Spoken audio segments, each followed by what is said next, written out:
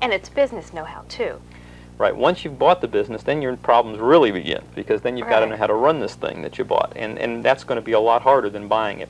In fact, one of the things that we tell people when we train them in the purchasing of a business is we're going to put a stick of dynamite in your hands.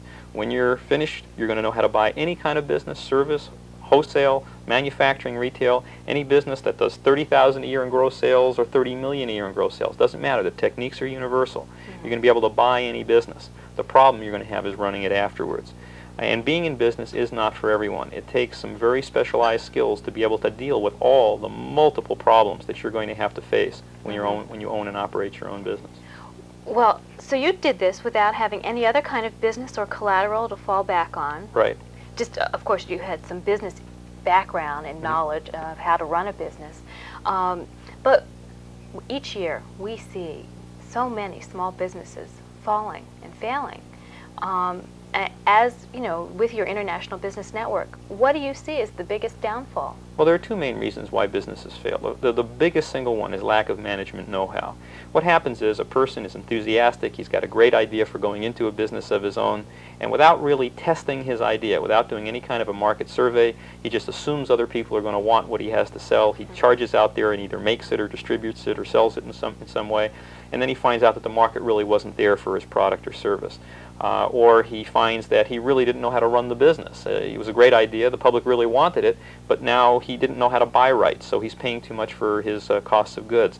He didn't really understand the process of manufacturing, so he's having too much of a control problem, quality control problem, financial control problem. There are just so many areas that have to be so many areas that have to be addressed. Being in business is not for everyone. Management.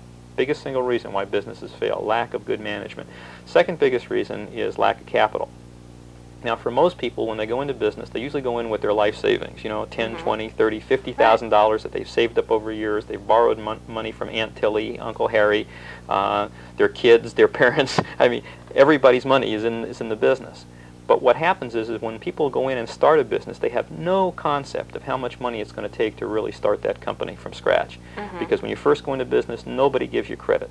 It's your cash that puts in your inventory, your furniture, your fixtures, rents your space, does your advertising, pays your early payroll, all of that money going out the door before any money starts coming back. And it will sometimes take 1 year to 3 years of all that money going out before your business finally picks up enough to turn the corner and start putting money back in. So you better be prepared. And most people don't have enough money to withstand that, which incidentally is the reason that we train people why they should buy existing businesses as opposed to starting from scratch. Because when you buy someone's existing business, it's already up and running, it's already successful, or you wouldn't be buying it, looking to buy it. You might already have clients already. Exactly, everything's already there, it's already got its credit relationships established, and a going business can be bought with no cash and no established credit, as opposed to starting a business which requires a tremendous amount of cash and a tremendous amount of credit.